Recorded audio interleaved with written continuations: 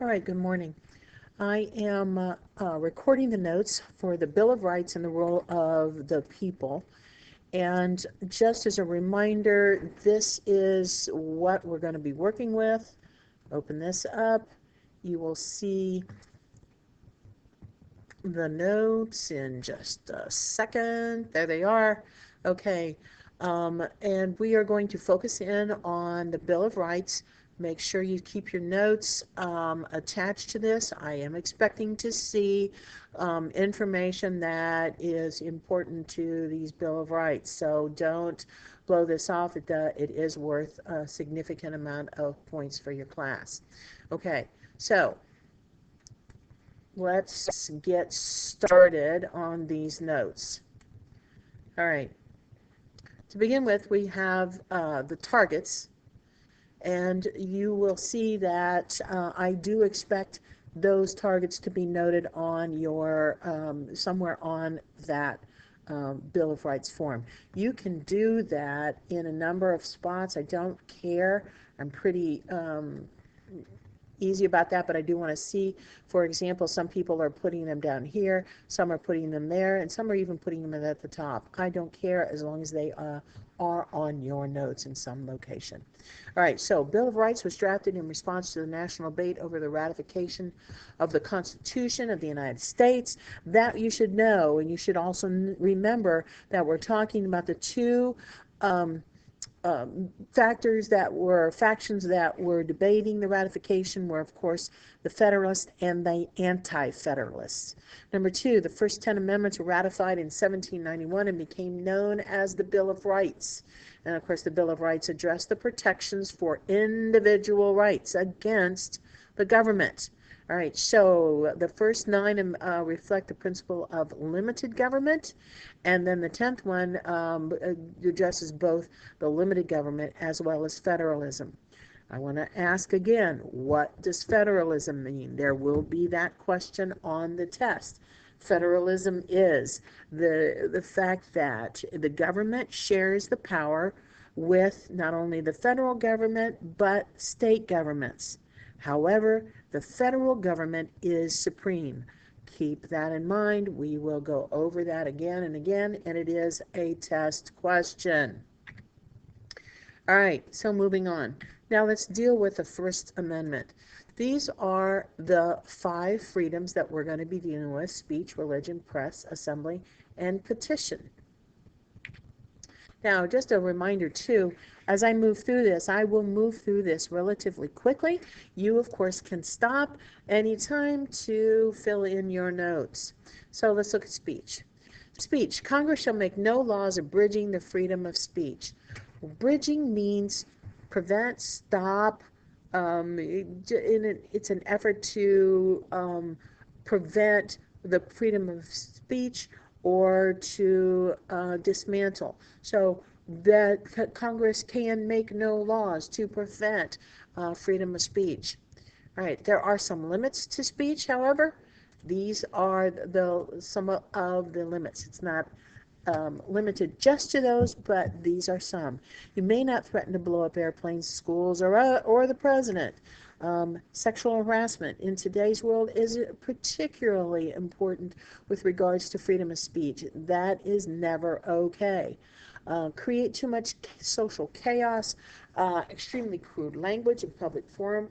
That kind of can relate back to the sexual issues. That can be seen as completely or extremely crude language. Also, disrespectful or vulgar language in schools. And of course, hate crimes, all of which are not acceptable in as free speech. Free speech, individuals can, for example, say that their political beliefs are. They can protest, again, without getting out of control. You're looking at the picture here. These guys look like they're pretty upset, but they are not out of control. They're staying behind the border. The officers are standing there quietly, and so they are not out of control, but they certainly are protesting. Okay, you can say things about someone that are true. You can burn the flag. You can say racist and hate slogans. Although that's kind of heinous, you can still do it. Then also, free speech means someone might say something you disagree with, and it's okay. You can disagree with them. What you cannot do, though, is you cannot use that as an excuse to hurt someone. Okay, moving on. Religious freedom. Congress shall make no law respecting an establishment of religion or prohibiting the free exercise thereof. Meaning that there are two clauses that relate to freedom of religion. The first is the Establishment Clause, and the second is Free Exercise Clause, both of which are part of this statement. As the Establishment Clause is focusing in on the government, that the government cannot promote a religion. Okay, with that in mind, then this Establishment Clause, and let me focus again on the fact that we're talking government. Here are the cans and cannots that a government can do. All right, so a government can teach about religions in school. Now you notice I've got, this is plural. It can teach about all kinds of religions in school. It can allow voluntary prayer in many instances. It can transport students to religious schools, and it can allow the students to read Bible for cultural or literacy content. Okay, what it cannot do is set a state religion, meaning it cannot say you will believe a certain way. It cannot order a prayer. It cannot teach religious doctrine in school, meaning religious doctrine. They cannot choose a faith and then teach you that faith and insist you believe. And then they cannot pay for seminary or religious school teachers. Okay, so you can see what we're talking about is the government is not to prevent learning about religions. It can't even stop an individual from prayer. But what it cannot do is establish a state religion. It cannot be in charge of how somebody believes. Now the next issue is then, I forgot, sorry, I missed hitting that. Teach creationism. It's another cannot teach creationism. Now, free exercise, this is about the people, and this is important to remember. The people can choose any religion they want, lead a prayer in most instances, ask questions about religion. However, you cannot break the law and claim it's a religious belief. You cannot raise children without education, and you cannot deprive children of basic needs. What we're talking about here is you cannot break a law and say, oh, wait a minute, that's what my faith says. I'm allowed to do that. And that's not true. You cannot, the law is the law. You cannot break the law with regards to religious beliefs. Children do need to be in school until approximately age 18. There are some exceptions, for example, Amish, but Amish still have to educate their kids. They are expected to educate them until the 8th grade. And that is, but that is a specific situation. You don't get to claim you're Amish without proving that, in fact, you have a history of being Amish. All right? And you can't deprive children of basic needs like food, clothing, shelter, all of these, and then claim it's a religious belief. No, you have to provide those basic needs for children. Okay. Now, establishment and free exercise clause often conflict with each other. And this is, you do not have to write this down. This is just an example that they're giving. In schools, a religion issue could be prevalent, and a student might raise her hand and say, teacher, can we say an opening prayer before this test? And if this teacher says yes, it looks like then they're establishing a religion. If they're saying no, then it's denying the students free exercise. The difference here, you've got to remember, as long as the teacher does not lead the prayer, students can have prayer in school. But you cannot, as a teacher, you cannot lead or insist upon that some sort of religious activity.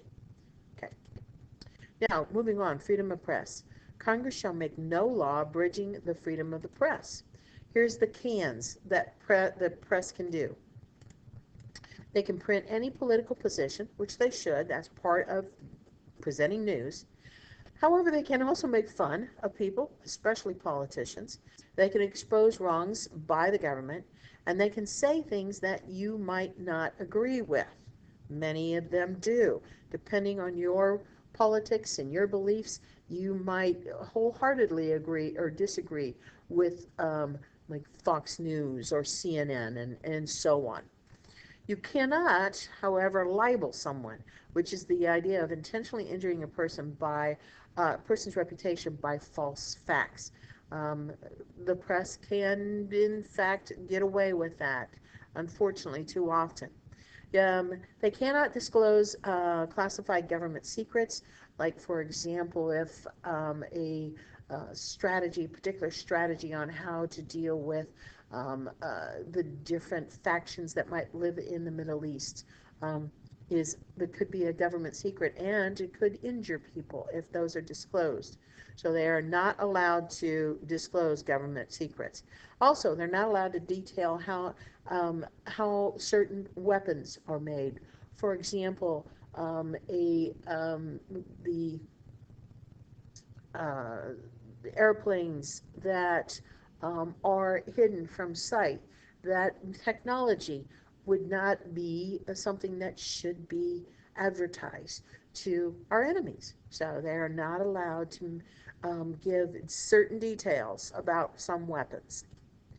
All right, here's an example of a cartoon, in the paper, making fun of both Hillary and Donald, and how just the foolishness of politics can get. Okay, moving on, freedom of assembly.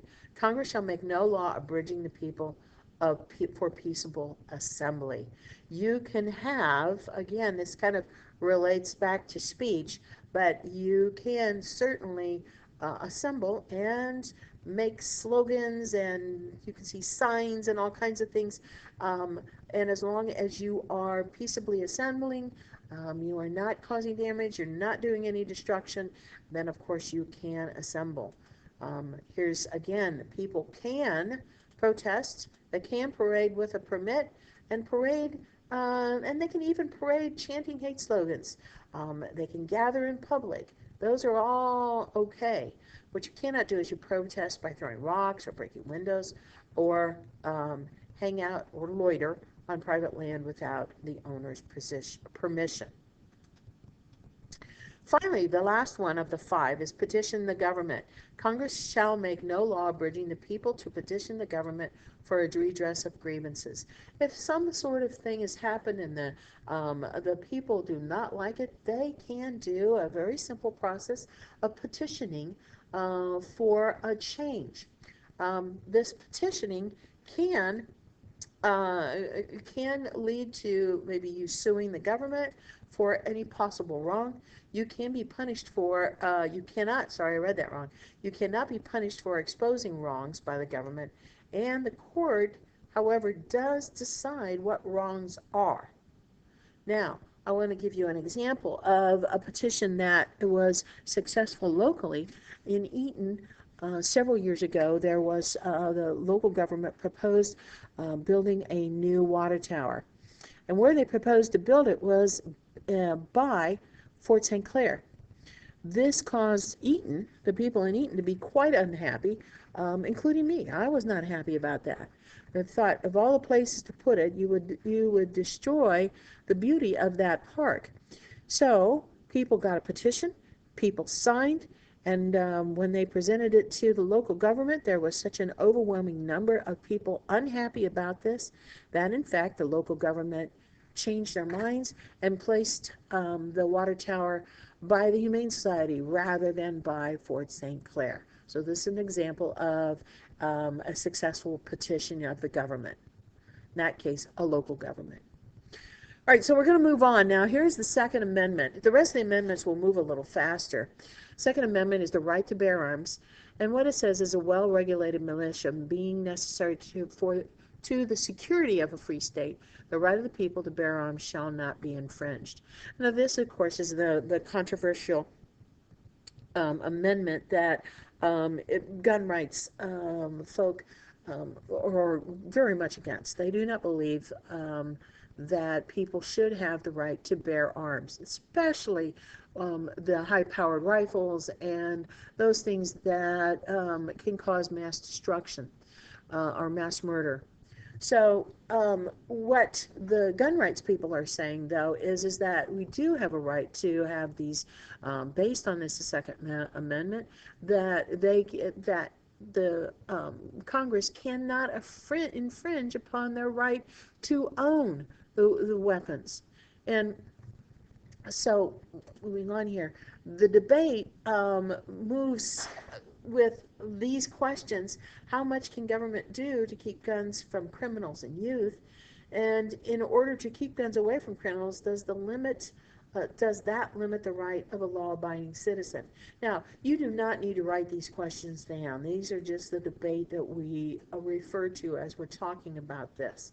Of course, we know that limiting guns from criminals is a mammoth proposition, probably never will be completely achieved, but certainly thinking in terms of youth, what about that? Should underage kids have access to guns? Should there be an age where kids should not be able to access guns? And so all these are questions that the gun rights people, and well, actually both sides, are questioning. The debate continues. Thousands of people die every year because of guns. And then, of course, then this statement, thousands of crimes are prevented because of guns. We saw recently in the church shooting in Texas where a man comes into a church and he is, with him, he has a high-powered rifle and is able to kill two people. But in the process, he is taken down by the safety team who has also is armed and prevents possibly a large number of people being killed in that set of circumstances. So it is a debate that continues. Now, the Third Amendment is kind of one of those amendments that is not necessarily still active, but it is there, so we're going to address it. The government can't force you to shelter soldiers in your home without your consent in time of war or peace. This was a leftover from Britain when they insisted that their troops be housed in people's homes. That has pretty much ended when Britain left, and we began to build our own bases within the United States. Moving on to 4. So 4 through 8 is all about preserving the rights of the accused, making sure that our courts do not take advantage of those people who are accused of some sort of crime. So we're looking at the Fourth Amendment to begin with, and there is protection against unreasonable search and seizure. This is extremely important because it relates to the fact that your home and what is protected within your home. What does the government need in order to search your home? Well, they need something called probable cause, meaning some sort of reason why they should be looking into your home. And in order to get or to be able to get into your home, they have to be given a warrant, or a warrant given by a judge. But the judge will not provide that warrant unless there is probable cause. Fifth Amendment. Fifth Amendment is probably the most famous, and it has 4 important parts to it. The first part, of course, is double jeopardy. You cannot be tried for the same crime twice. That is called double jeopardy. As long as it is the same exact crime, you cannot be charged with it again. The second part, you do not have to testify against yourself in court. You can plead what's known as the Fifth Amendment, or the Fifth, and you can keep yourself, you do not have to testify or incriminate yourself as a result. This next part is you must have due process of law before you are convicted. In other words, there must be a process, and it's our legal system that you have to go through before you can be found guilty. In other words, you can't be left in jail without going through this process. The process is basically our court system. Our court system is available for everybody, and it is, and the same system is in place for everyone.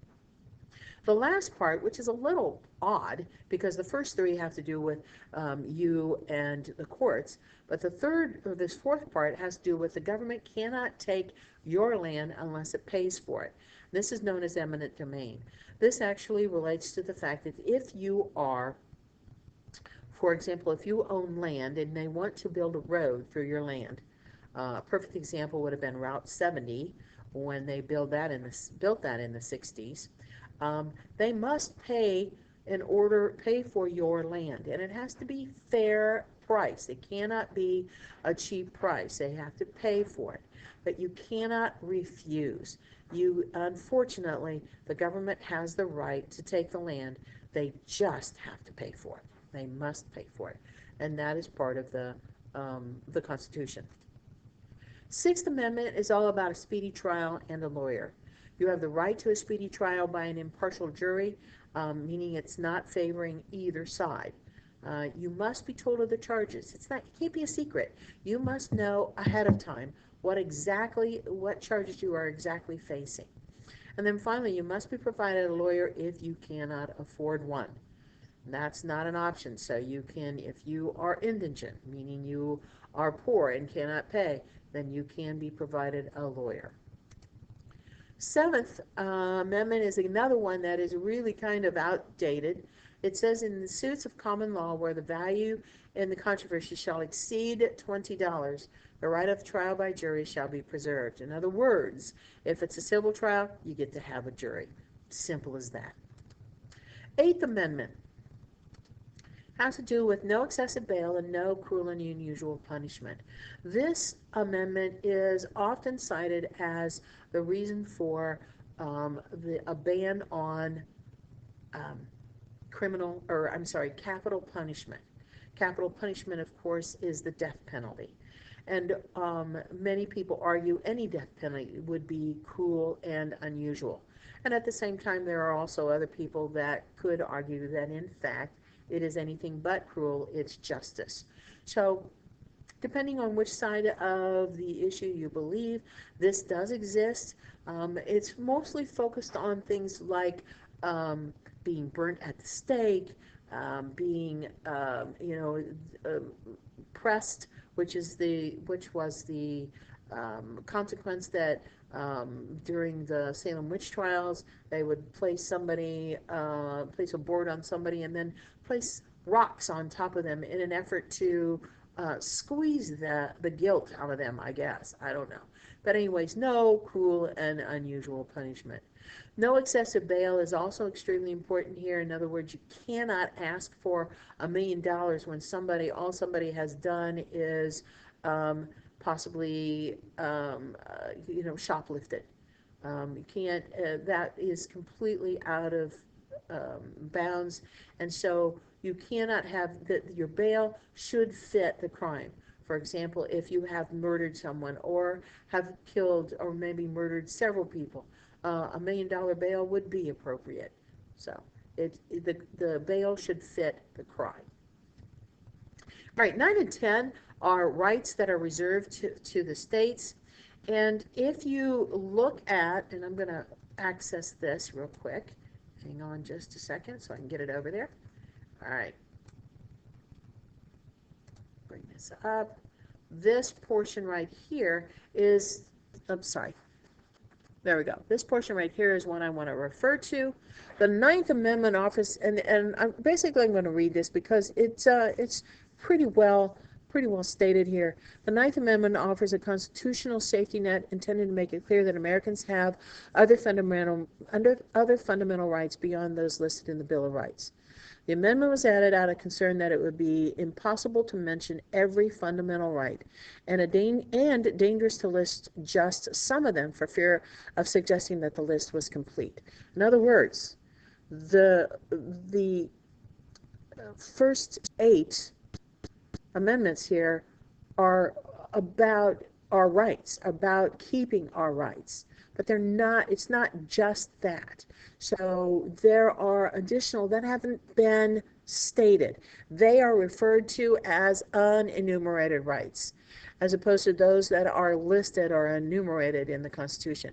It's up to the courts to interpret through their decisions exactly what rights the amendments does and does not protect. So that's the purpose of the courts then, is to decide in certain cases how far does that protection go. Are there limitations to that protection? Are there rights that we have not mentioned? Remember, the Constitution was designed to be able to fit new issues, new ideas, new things that have come along that they did not know about when they first wrote this in the 1700s. The 10th Amendment was included in the Bill of Rights. I'm back to here.